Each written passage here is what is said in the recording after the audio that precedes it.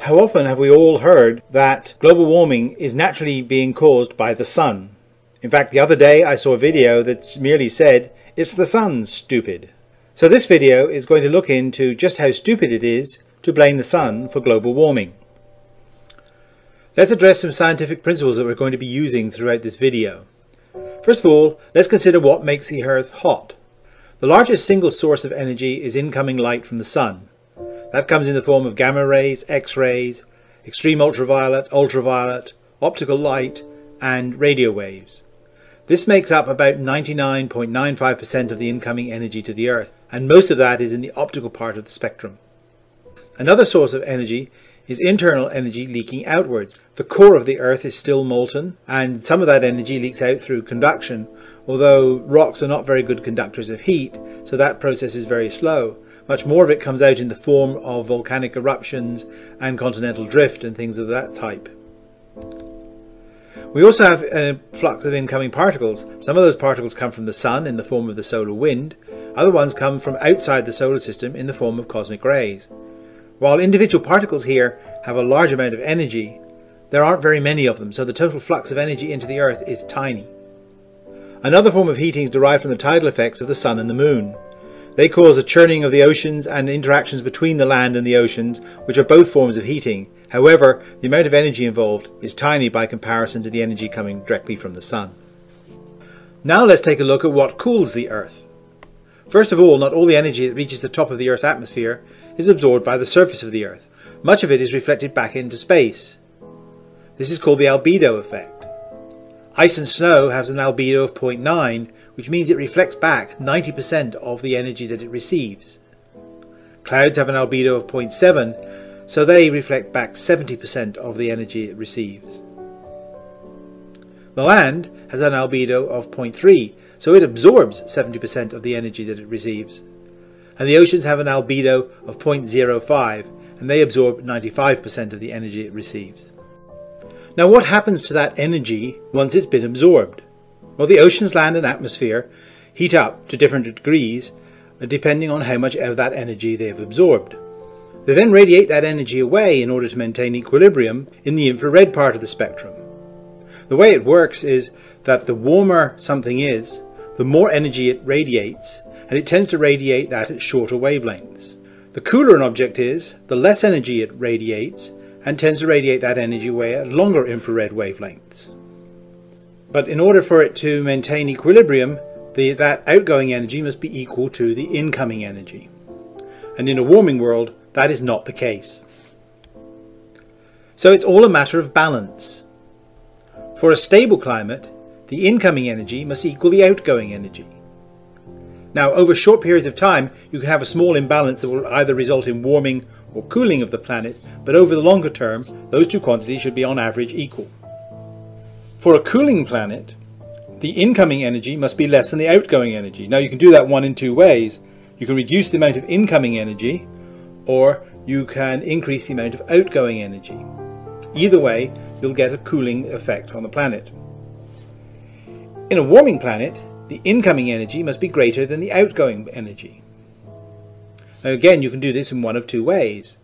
You can have more incoming energy, which is what those that are arguing the sun is producing global warming are saying, or you can have less outgoing energy, which is what the climate experts are claiming in the fact that there's more greenhouse gases in the atmosphere, which is preventing some of that outgoing energy from escaping.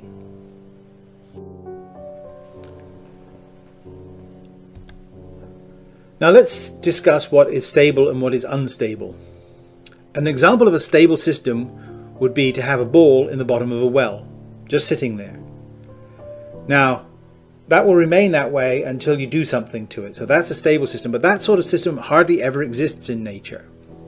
The much more common system is what's called a dynamically stable system, where you have the same well and the same ball in the bottom of that well, but you perturb that ball and it will oscillate backwards and forwards around that average stable point.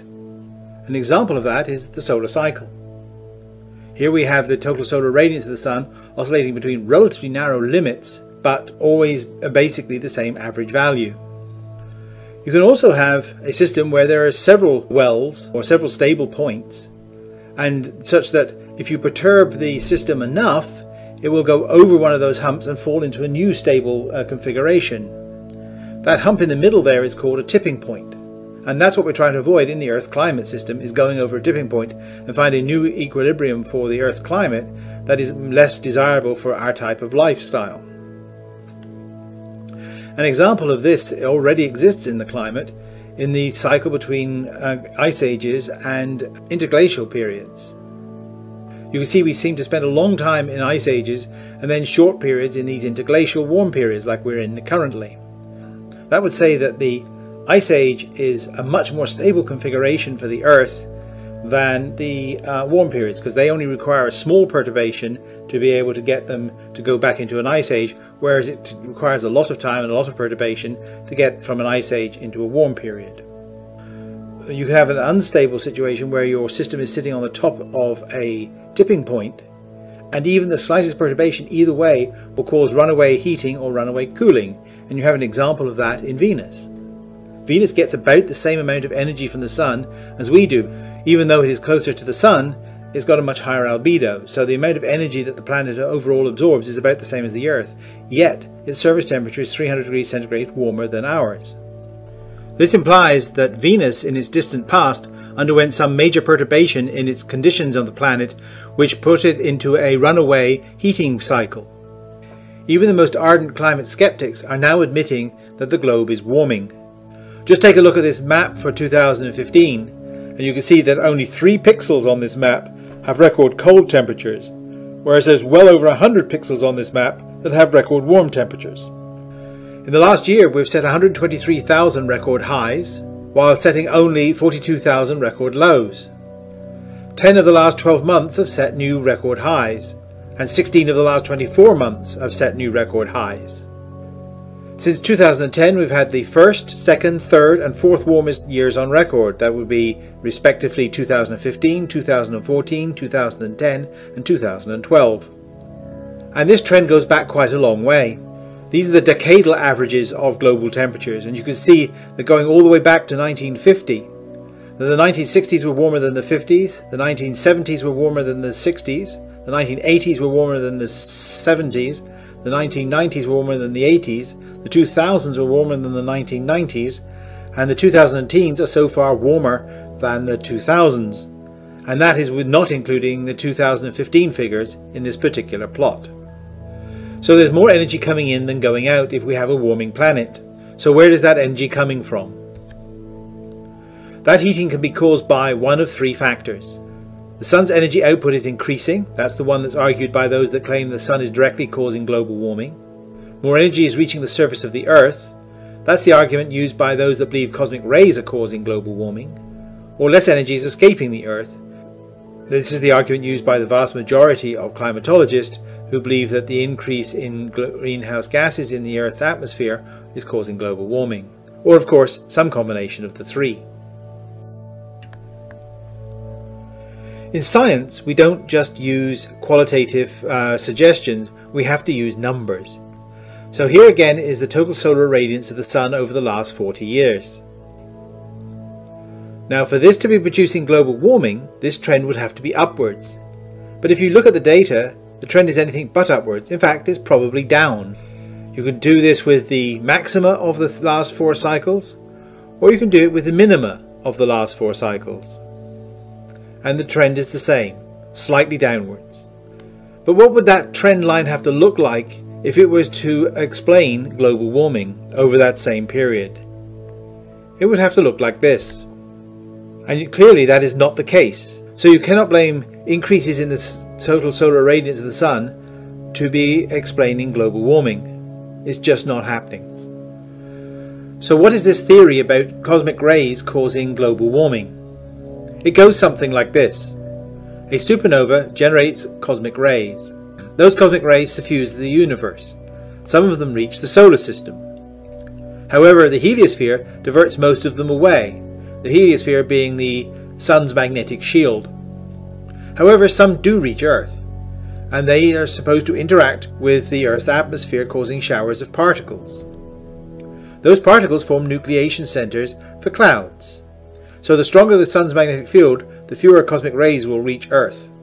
Fewer cosmic rays means fewer clouds, means warmer planet. This is the classic case of a hypothesis that has failed to make it to a theory. There are a number of reasons for that. Let me just go into some of them. The first is the sun's magnetic field is not increasing, which is required in order to make fewer clouds and let more sunlight to the surface of the Earth. We measure the number of cosmic rays hitting the surface of the Earth, and those numbers are not falling. If anything, they're slightly increasing, which would be the wrong sign for the effect. Another problem is that cosmic rays are absorbed very high in the Earth's atmosphere, well above the level at which clouds are formed. So they would have very little effect on those clouds. The CERN tests that have been so often quoted by the proponents of this theory did indeed show that cosmic rays can form these nucleation centers. However, they are far too small for water droplets to adhere to them. And lastly, even if all of that were not true and we had far fewer nucleation centers for clouds to form, then it would make no difference, because at the height that clouds form, there are lots and lots of nucleation centers already. We have dust, we have ashes from meteors, and we have pollen. In fact, the atmosphere at those levels is basically saturated with these particles, so adding a few more would make no difference whatsoever. Well, let's draw some conclusions. Based on the measurements of the total solar irradiance, the output of the sun has not changed enough to explain global warming, or indeed even in the right direction. Also, the modulation of cosmic ray flux by the sun's magnetic field cannot explain global warming either.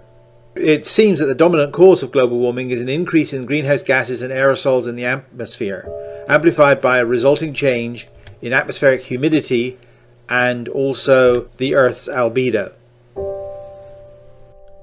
So the next time you see someone claiming that the sun is causing global warming, please post a link to this video and just say to them, it isn't the sun, stupid.